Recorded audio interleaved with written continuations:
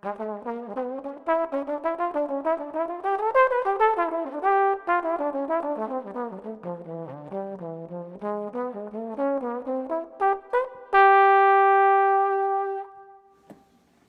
Mike Lake with altobone.com.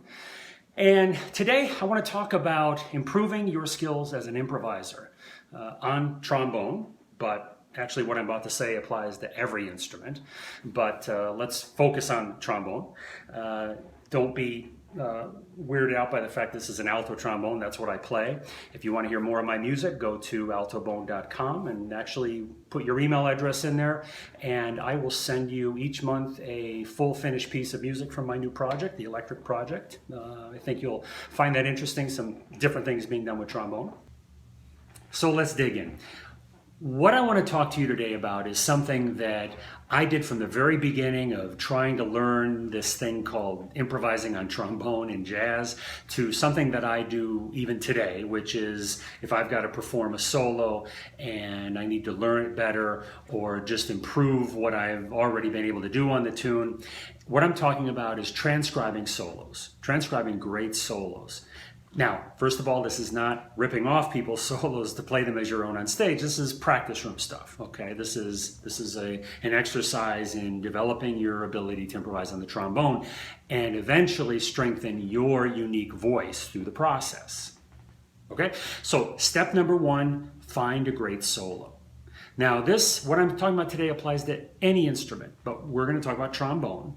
But find a solo. It doesn't even have to be a trombone solo. In fact, I spend more time analyzing sax solos and trumpet solos than I probably do trombone. But we're gonna work with a trombone solo today. And so you want to find something that maybe it's something you've got to learn because you're going to perform, or just you like the tune and you want to learn the tune. Find something that you really like, because at the end of the process of transcribing it, learning it, playing it over and over, you're going to get sick of it, probably. So find something that you really like. That's a good step. And what we're going to talk about today is a solo that, a great solo from a J.J. Johnson album called The Eminent J.J. Johnson. It's volume 1, volume 2. If you're a trombone player, you don't have these albums, got to go get these albums. And the tune I want to work on is Old Devil Moon. Now this is a great example of JJ's playing because, as always, his articulation and his pitch are spot on, and he's playing right inside the changes. You'll hear great scale choices, arpeggios over the chords, lots of stuff you can learn from this great solo. So he's a great player to emulate if you're just starting out playing jazz on trombone. So step 2 is to just transcribe the solo, write it out. Now I like writing because, it serves as a good exercise in notation, plus graphically you can see right there what they played. Now there's a lot of transcriptions you can find of the solo on the web, but the one thing I found with every one I looked at is that the changes weren't entirely accurate. And transcribing the right changes is critical to getting the most value possible out of this exercise. So don't assume that the changes are the same as those in the real book or in the Aebersold books, because again, one of the important benefits of this exercise is improving your ear. So take the time to get the changes off the recording as well. So now that you've got it written down, practice it. Work out the hard licks without the music, but then eventually you're going to play it with the original track.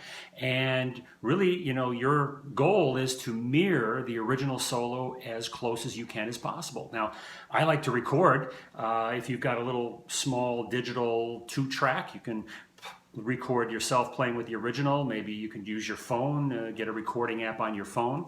And as difficult sometimes as it is to hear ourselves play, it's critical that you go back and listen and see how closely you did get to the original.